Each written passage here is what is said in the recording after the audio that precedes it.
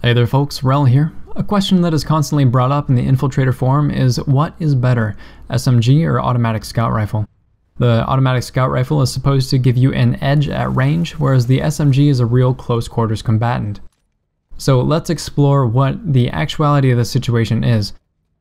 When I'm talking about these weapons, it will be primarily from my experience with the Artemis automatic scout rifle and the Eridani SMG, but you'll also see some gameplay from the other factions just to kind of round things out. So for reference, here are some stats on the Eridani SMG.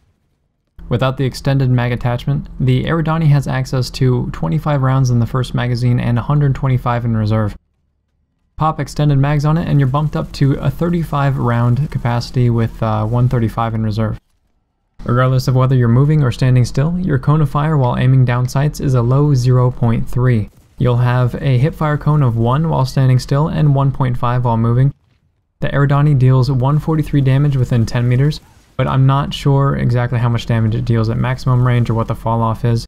And it fires 750 rounds per minute and projectiles move at 360, so pretty low.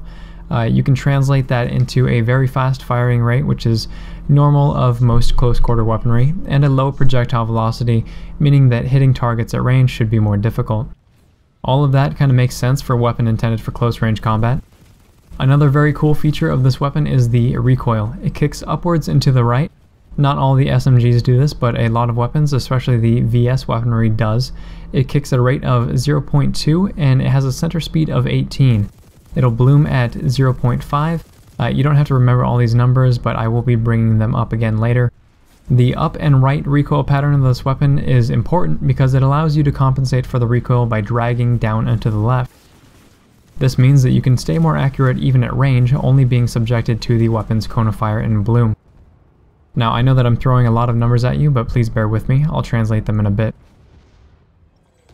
The automatic scout rifle, the Artemis for this example, doesn't have access to extended mags and it only has 20 rounds per magazine with 100 in reserve, so this is very, very low. As a matter of fact, the only other weapons in the game that have the same ammo pattern are battle rifles, which are semi-automatic, click-to-fire weapons, and low ammo counts like this are extremely problematic for weapons designed to be used at range, unless the weapon is very powerful like battle rifles or has great accuracy. But let me break down some more stats before I talk a little bit about that. The cone of fire while aiming down sights is very reasonable at 0.1 regardless of whether you're standing or crouching, and it gets bumped up to 0.15 while crouched and moving, and 0.25 while standing and moving. Still, these numbers are very, very reasonable. They give you a narrow cone of fire while aiming down sights.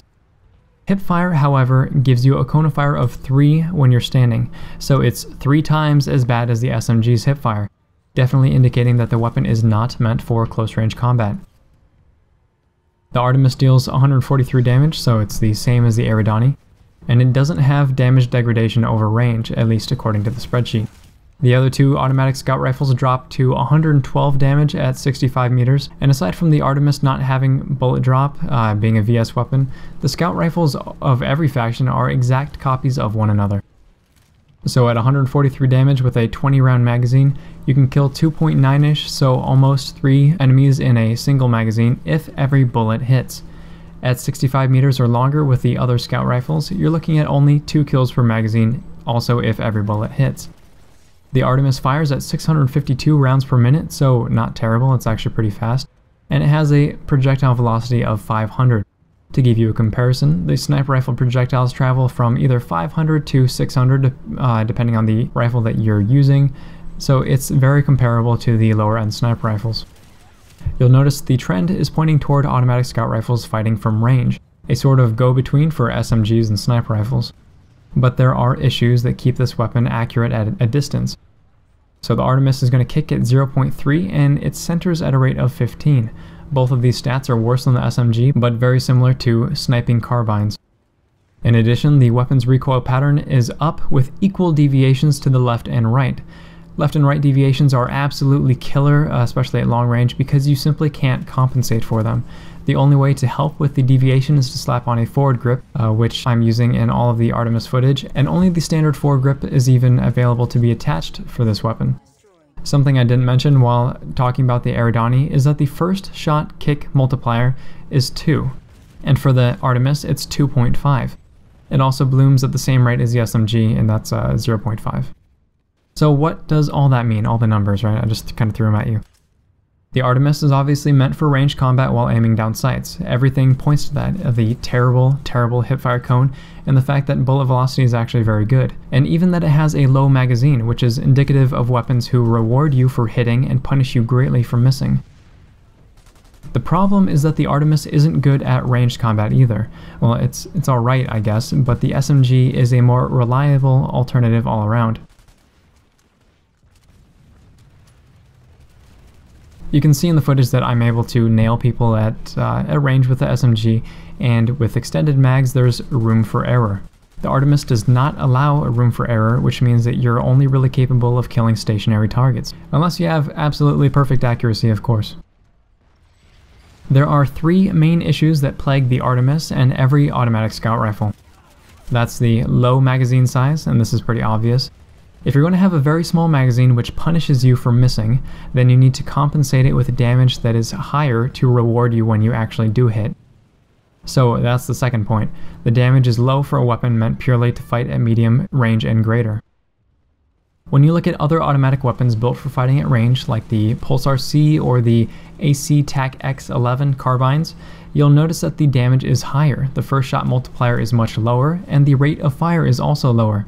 All of which amounts to a more controllable weapon over range and high reward for aiming well. The last part is kind of what I just mentioned. It needs to be accurate and controllable over range.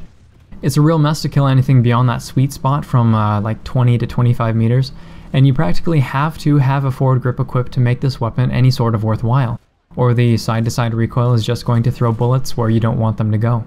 And like we mentioned earlier, you can't afford to waste bullets, not with such a low clip. So how do we fix the automatic scout rifle? By fixing any one of these three issues that I mentioned. Either A, increase the magazine size to give us more room for error. B, increase the damage to reward us for actually landing shots. Or C, make the weapon handle better and more accurate over range. My personal preference would be a combination of B and C. Increase the weapon's damage range, but lower its firing rate. Decrease the recoil as well, make the weapon a very accurate killing machine. It already has a low ammo count. This is the role that the automatic scout rifle was meant to fill. Kill very quickly when you have to, and don't take the shots that you shouldn't.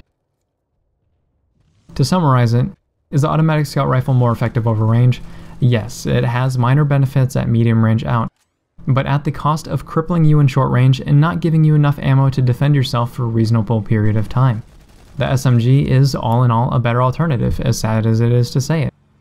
I love the automatic scout rifle not because it's a better weapon, but because it's at such a disadvantage that it's fun to challenge myself with.